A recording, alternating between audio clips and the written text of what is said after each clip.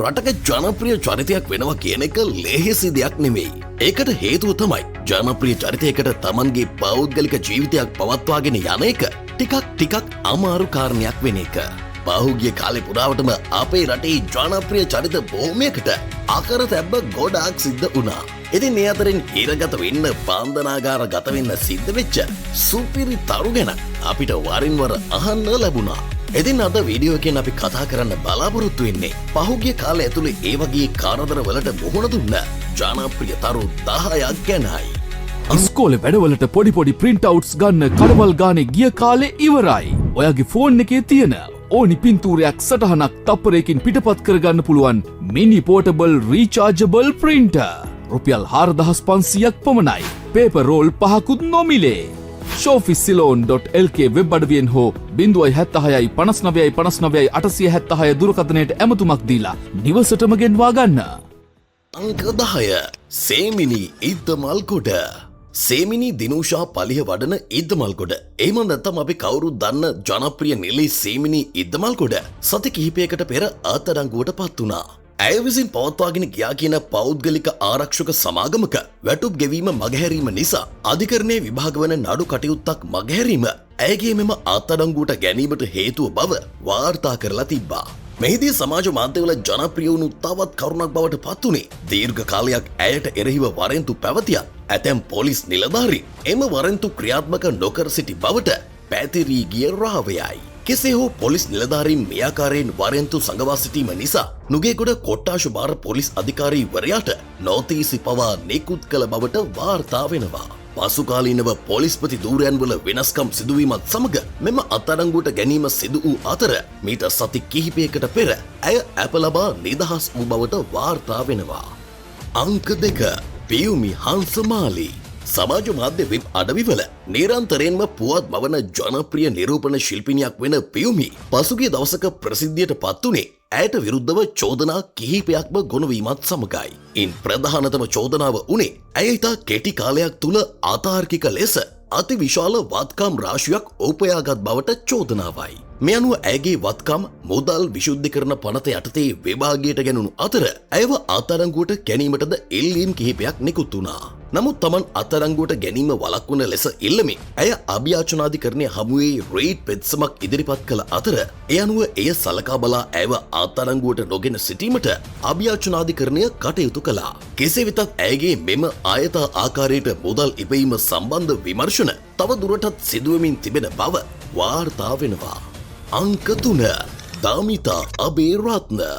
අරගල සමයේ ආතිශයින් ජනප්‍රියත්වයට පාත්‍ර වෙච්ච සහ ක්‍රියාකාරී දේශපාලනයේ නිරත වූ දාමිතා අබේරත්න පිළිබඳව පසුගිය කාලීනව බොහෝ පුවත් පළ වුණා. ඒ අතරින් බොහෝ දෙනෙකුගේ අවධානයට පාත්‍ර වුණේ දාමිතා අබේරත්න සහ ඇගේ සැමියා විසින් ලංකාවේ ජීවත් වෙන පුද්ගලයන් කොරියාවට යවන බව පවසා මුදල් වංචා කළ සිද්ධියයි. ඒ අනුව ඔවුන් දෙදෙනා ලක්ෂ 30ක මුදලක් වංචා කළ බව ප්‍රකාශ කරමින් පරිගණක අපරාධ කොට්ටාශය මගින් ඔවුන්ට එරෙහිව චෝදනා ගොනු කිරීමට කටයුතු කළා. ඒ අනුව 2024 අප්‍රේල් 4 වැනිදා ඇය සහ ඔහුගේ සැමියා කොටුව මහේස්ත්‍රාත් අධිකරණයට පැමිණ මෝසමක් ඉදිරිපත් කර එය ප්‍රතික්ෂේප වීමෙන් පසුව අධිකරණයෙන් පිටව යාමට සූදානම් වූ අවස්ථාවේ ඔවුන් දෙදෙනාම අත්අඩංගුවට පත් වුණා.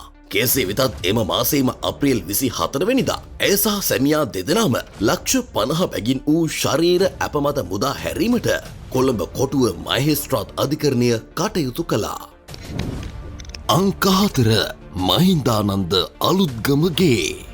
2015 වසරේ පැවති ජනාධිපතිවරණ සමයේ සතොස ආයතනය හරහා කැරම් බෝඩ් 14000ක් සහ දාම් බෝඩ් 11000ක් මිලදීගෙන ක්‍රීඩා සංගම්වලට බෙදා දීම තුලින් රජයට රුපියල් මිලියන 53ක පාඩුවක් සිදු කළා යන චෝදනාව හිටපු අමාත්‍ය මහින්දානන්ද අලුත්ගමගේ සහ හිටපු අමාත්‍ය නලීන් ප්‍රනාන්දු කියන අමාත්‍යවරුන් දෙදෙනාට එල්ල වෙලා තිබුණා. අවසානයේදී මෙම නඩුවේ සියලුම සාක්ෂි සලකා බලපු කොළඹ ත්‍රිපුද්ගල මහාධිකරණ විනිසුරු මඩුල්ල 29 වෙනිදා තීරණය කළේ මහින්දානන්ද අලුත්ගමගේ සහ නලීන් ප්‍රනාන්දු මේ චෝදනාවලට වැරදිකරුවන් බවයි. මහින් වීරමන් ප්‍රමුඛ ත්‍රිපුද්ගල මහාධිකරණ විනිසුරු මඩුල්ල හිටපු අමාත්‍ය නලින් ප්‍රනාන්දුට බරපතල වැඩ සහිතව වසර 25ක සිරදඩුවමක් වගේම හිටපු අමාත්‍ය මහින්දානන්ද අලුත්ගමගේට බරපතල වැඩ සහිතව වසර 20ක සිරදඩුවමක් නියම කළේ එහි ප්‍රතිඵලයක් විදිහටයි.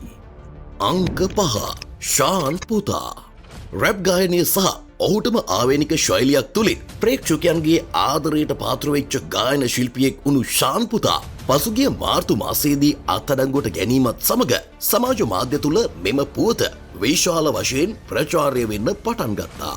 ඔහුව අත්අඩංගුවට පත්වීමට හේතුව ලෙස වාර්තා වී තිබුණේ නීති විරෝධී ගිනිඅවියක් ළඟ තබාගෙන සිටීමයි. මිලිමීටර් 9 වර්ගයේ ගිනිඅවියක් සමග මීගොඩ අරලිය උයන ප්‍රදේශයේදී හෝමගම පොලිසිය විසින් ඔහුව අත්අඩංගුවට ගෙන තිබුණු අතර පසුව සිදු කරනු ලැබූ විමර්ශනවලදී අනාවරණය වුණේ මෙම ගිනිඅවිය මන්නාරම පොලිස් කොට්ටාසයට අනුයුක්තව සේවය කළ පොලිස් කොස්තාපල් වරයෙක් සහ සැකකරුගේ කළමනාකරු විසින් ඔහුට ලබා දුන් එකක් බවයි. කෙසේ වෙතත් පසුව මාර්තු 21 වෙනිදා රුපියල් ලක්ෂ 2 බැගින් වූ ශරීර ඇප මත ඔහුව සහ ඔහුගේ කළමනාකරු නිදහස් වී තිබුණා. අංක 6 අශීන් බණ්ඩාර ජනප්‍රිය ක්‍රිකට් ක්‍රීඩකයෙක් වුණු ශ්‍රී ලංකා පෙළ නියෝජනය කරන අශීන් බණ්ඩාර පසුගිය මාර්තු 9 වෙනිදා අත්අඩංගුවට ගැනීමට පිළියන්දල පොලිසිය කටයුතු කළා. පිළියන්දල කොළමුන්න ප්‍රදේශයේ පදිංචි වී සිටින ඔහු තවත් අයෙකුගේ නිවසකට ඇතුල් වී සිදු කළ පහර දීමක් හේතුවෙන් මෙම අත්අඩංගුවට ගැනීම සිදු කළ බවයි වාර්තා වුණේ. අත්අඩංගුවට ගත් අශ්වින් බණ්ඩාරගේ නිවසට යාබදව පදිංචි අයෙකු සමග මාර්ගය අවහිර වන පරිදි මෝටර් රථය නවතා තිබීම හේතුවෙන් ඇති වූ කතාබහක් දුරදිග යාමේ මෙම පහර දීම සිදු වූ බවයි වැඩිදුරටත් සඳහන් වෙන්නේ. අංක 7 මර්වින් සිල්වා පසුගිය කාලේ ආන්දෝලනයට තුඩුදුන් දේශපාලන චරිතයක් වුණු මර්වින් සිල්වා කලක නිහඬියාවකින් පසුව නැවතත් කරලියට පැමිණ තිබෙනවා. පසුගිය මාර්තු 5 වෙනිදා පැලවත්ත බත්තර මුල්ල ප්‍රදේශයේ පිහිටි ඔහුගේ නිවසේදී මෙම අත්අඩංගුවට ගැනීම සිදු කර තිබූ අතර කැලණිය ප්‍රදේශයේ ඉඩමක් සම්බන්ධයෙන් කූට ලේඛන සකස් කර මුදල් වංචා කිරීමේ චෝදනාවකට මර්වින් සිල්වා මහතා මෙලෙස අත්අඩංගුවට ගෙන තිබුණා. ඒ අනුව මාර්තු 24 වෙනිදා මර්වින් සිල්වා ඇතුළු සැකකරුවන් මහර මහේස්ත්‍රාත් අධිකරණයට ඉදිරිපත් කළ අතර ඔවුන්ව තවදුරටත් බන්ධනාගාරගත කිරීමට අධිකරණය තීරණය කළා. පසුව මැයි මස 19 වෙනිදා නැවතත් නඩුව විභාගයට ගැනුණු අතර එහිදී ඔවුන් නැවතත් එළබෙන 26 වෙනිදා දක්වා රක්ෂිත බන්ධනාගාරගත කිරීමට අධිකරණය නියෝග කළා.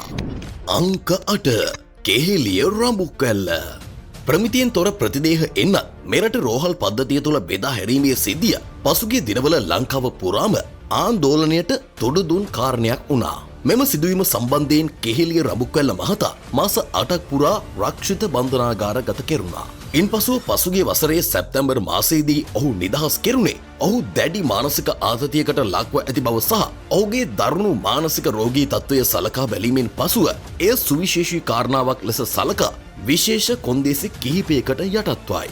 කෙසේ වෙතත් මෙම සිදුවීම සම්බන්ධයෙන් නඩුව තව දුරටත් විභාග වෙමින් තිබෙනවා.